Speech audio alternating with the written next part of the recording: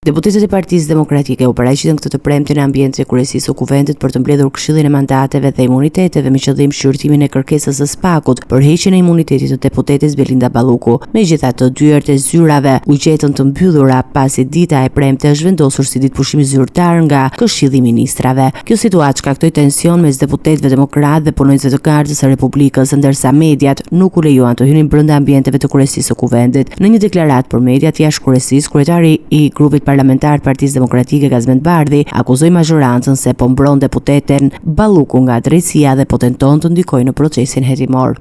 Është në shkelje totale të ligjit, ka shndruar Kuvendin e Shqipërisë në zyrë dhe në bunker të Belinda Balluku, që një nga gjyqtarët, Mariana Semini, ka ndryshuar votën pasi është votuar një herë. Pra rezultati ndaj kërkesës kryeministit ka qenë 4-4 dhe vota është ndryshuar pasi është votuar një herë.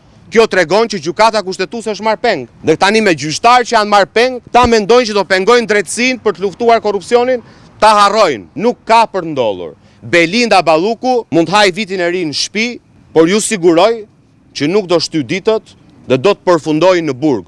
Pra këta janë kthyer në një bunker të krimit, në një bunker të korrupsionit. Mos ju duket çudi që në një nga sallat që kanë mbyllur, të jetë strehuar Ergyll Sagasi. Për këta janë këta.